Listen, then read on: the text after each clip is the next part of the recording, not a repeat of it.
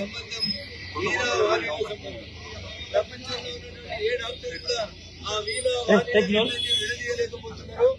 Congress TRS పార్టీల మధ్యలో ఉన్నటువంటి బంధం కూడా అట్లాంటి బంధమే. ఆ రెండు పార్టీలను కూడా ఎవరు విడదీయలేదు. ఒక మంచి పాలన రావాలంటే, ప్రజలకు మేలు జరగాలంటే, నర్సాపూర్ మున్సిపాలిటీలో అభివృద్ధి జరగాలంటే అది కేంద్రం ఇచ్చేటువంటి నిధులతోటి నరేంద్ర మోడీ గారి నాయకత్వంలోనే జరుగుతుంది తప్ప ఒకసారి 2 సార్లు 3 సార్లు 4 సార్లు 5 సార్లు ఎమ్మెల్యేలై మంత్రులై అవసరాల కోసం పార్టీలు మారుకుంటూ పోతున్నారు తప్ప నియోజకవర్గంలో మార్పులు రాకపోవడం అనేది బాధాకరమైనటువంటి విషయం. ఇకపోతే టీఆర్ఎస్ పార్టీ నుంచి ఇక్కడికి ఒక ఆయన ఇన్ఛార్జి వచ్చాడు. నా మీద ఎంపీకి పోటీ చేసినప్పుడు చెప్పిండు, నా దగ్గర బాగా సూట్ కేసులు ఉన్నాయి, నేను సూట్ కేసులతో ఎలక్షన్ గెలుస్తా అన్నాడు సారు. 200-300 కోట్లు ఖర్చు పెట్టిండు.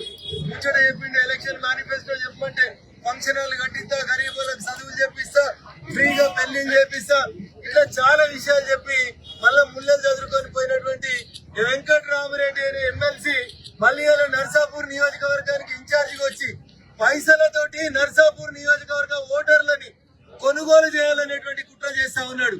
నర్సాపూర్ నియోజకవర్గ ఓటర్ మహాశైలకి నేను సవినయంగా చేసేటువంటి అప్పీల్ ఒక్కటే, ఈ సంచులు సూట్ కేసులు రింగ్ రోడ్స్ చుట్టుపక్కల చేసేటువంటి వ్యాపారాలకు పనికొస్తాయి తప్ప నర్సాపూర్ డెవలప్మెంట్ కి ఏ రకంగా కూడా వాళ్ళు ఉపయోగపడరు. ఏం మిగిలిన వాళ్ళకి ఇస్తే ఇంతకు ముందు ఇస్తేనే అన్ని కుట్టలు చెండలు అన్ని అమ్ముకుంటూ పోయిరని చెప్పారు. మళ్ళోసారి ఇస్తే ఈడున్నటువంటి సర్కార్ ఆఫీసులు కూడా అమ్ముకొని కాంప్లెక్స్లు కట్టుకునేటువంటి పరిస్థితి వస్తుంది.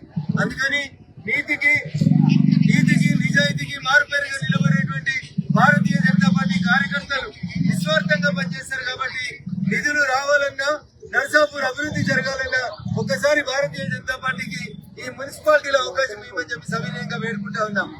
2 ఏళ్ల కాంగ్రెస్ పాలనలో వీళ్ళు నోటీస్ ఇస్తారు, వాళ్ళు నోటీస్ తీసుకుంటారు. నేను కొట్టినట్టు చేస్తా, నువ్వు ఏడిచినట్టు చెయ్యి.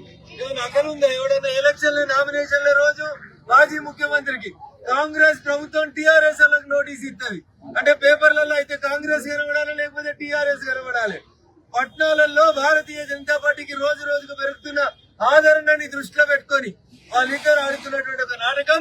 ఆ సిట్టు తోటి ఏం కాదు, ఆ టెలిఫోన్ కుంభకోణంలో కాంగ్రెస్ కి ఎవరిని అరెస్ట్ చేయడం చేత కాదు. కాబట్టి ఒక్కసారి ప్రజలారా ఆలోచించండి.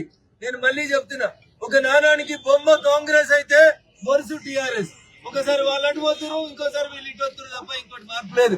అందుకని భారతీయ జనతా పార్టీ కౌన్సిలర్ అభ్యర్థులు ఆశీర్వదించి ఈ మున్సిపాలిటీ మీద మా జెండా ఎగిరేసేందుకు అవకాశం ఇస్తే ఖచ్చితంగా గత 2.5 దశాబ్దాలుగా జరిగినటువంటి మార్పుని నర్సాపూర్ మున్సిపాలిటీలో తీసుకొస్తామని చెప్పి ఈ సందర్భంగా తెలియజేస్తూ సెలవు తీసుకుంటా ఉన్నా. జై హింద్.